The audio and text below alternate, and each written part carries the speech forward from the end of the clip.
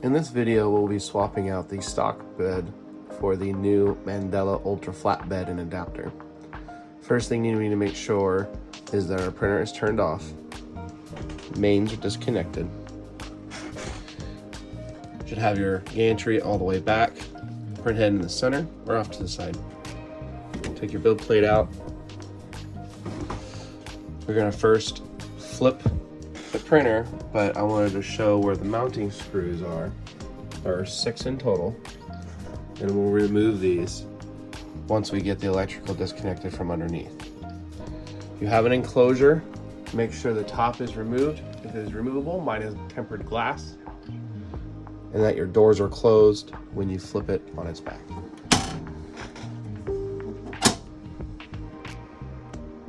With the printer flipped on its back, you can get to the electronics. Your undercarriage will look vastly different than mine, but I am still currently utilizing the factory SSR, power supply, and wagon connections to expand electronics. Now is a very good time to talk about the connections here at the factory switch, which can be quite loose, which can also lead to high heat loads from a poor connection and potential fire hazards. So I have gone and redid each one of these to make sure that there was no play whatsoever. The whole switch moves, but the connection does not.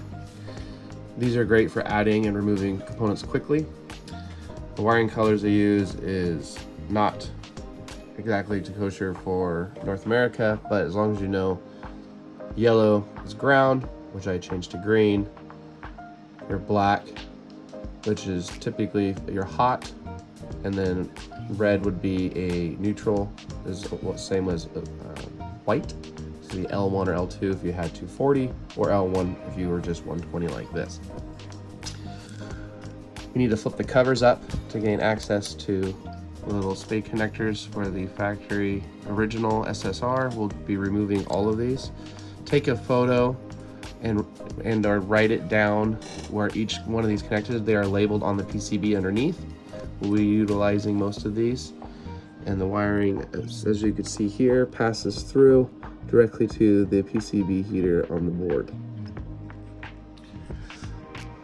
We'll be passing the new wires through, replacing this with the new SSR that I have printed a DIN rail mount because I DIN railed my electronics.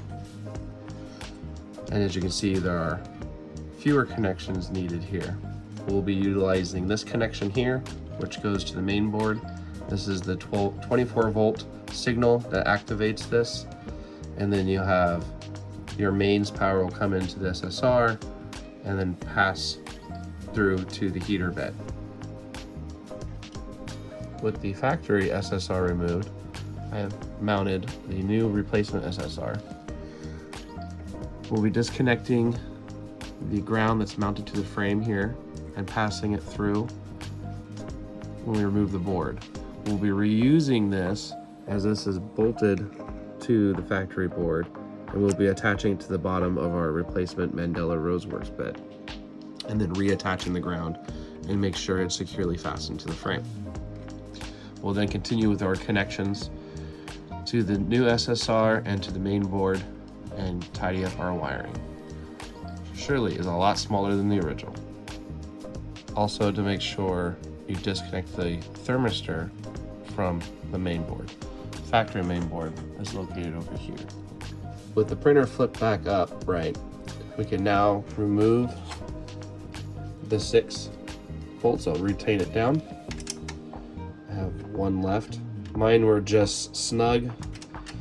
I had that since I assembled the printer essentially so that the bed could expand properly. Very minimal toppling effect because of that. Easy way to remove is if you have a little magnet, you can pull the bolts right out of the bed real easy.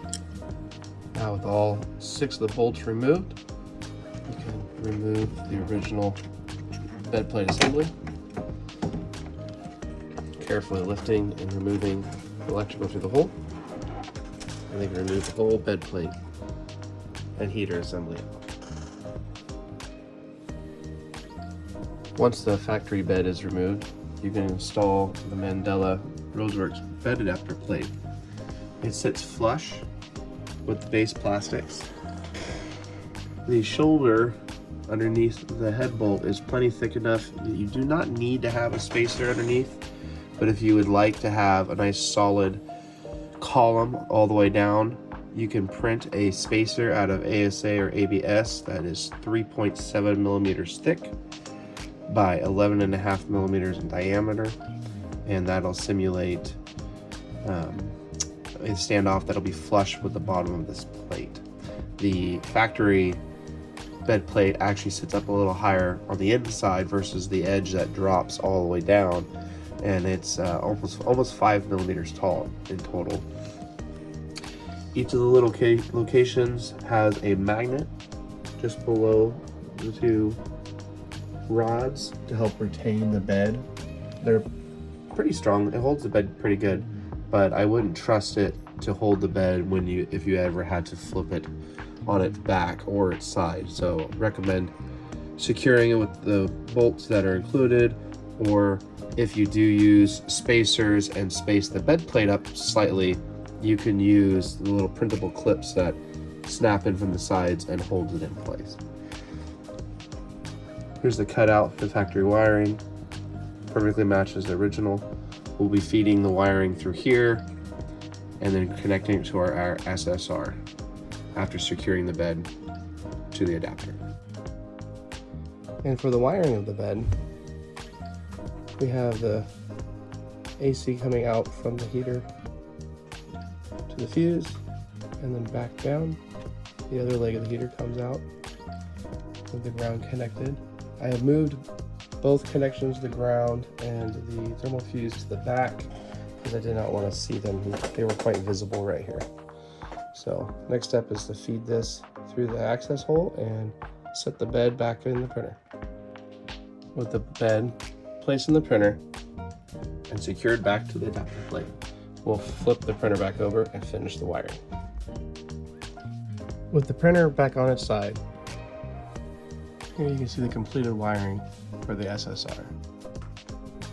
One leg comes up to the printer. I wanted enough slack so I could remove the bed up, tilt it up if I needed to. One leg of the bed goes to SSR. One leg of the mains goes to the other. The other leg from the heater goes to the mains on the L side. This will be your N side. The 24 control is polarity sensitive, so you need to make sure that the positive wire is the positive control and ground is on the ground side. I grounded the SSR to the frame and then to the main using a Wago. This is a plastic DIN rail adapter, and my DIN rails are not grounded as this is isolated on a plastic holder as well, but it's grounded here. So every component in here is grounded, chassis, bed, and components. Very important. The last part I need to do is just to add the connector for the thermistor wire and plug it back into the main board. Flip the printer back over and we'll do a PID tune and check bed mesh on the new installed bed.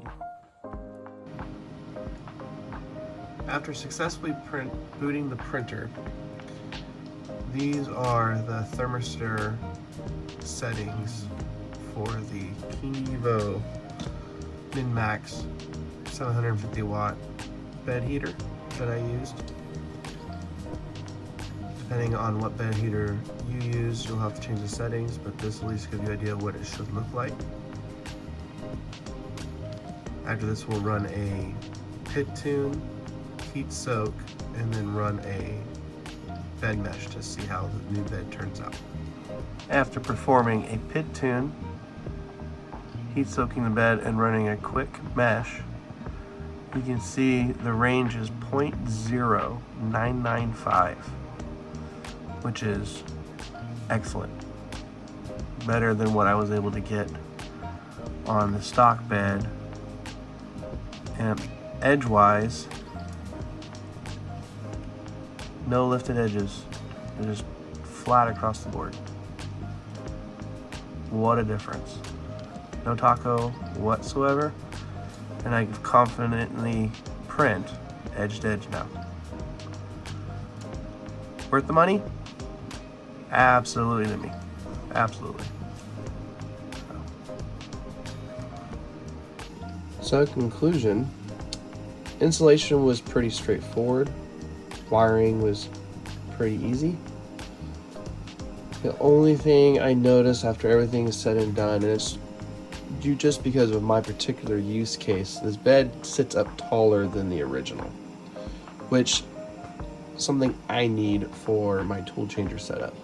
But my purge bucket and cleaning brush now sit too low. So I will have to reprint those to be a matched height, but I'm going to wait until I get the correct bed height I need. I may need to make aluminum spacers and raise it up a little farther, because this tool head as it sits now will actually sit higher up, about 10 millimeters, with the tool head tool changer carriage. So, but if you're just going for completely stock, the original touchpad in the back will sit lower, so you'll have to make a spacer for that. But it's practically useless to begin with. I ditched it from the get-go. But for flatness, this thing's a beauty, absolute beauty. And the air gap below it, as you can see, I do plan on using a blower fan mounted in the back here to blow air underneath the bed to help act as a chamber heater. So, win-win all the way around. Let me know if you guys have any questions, comments,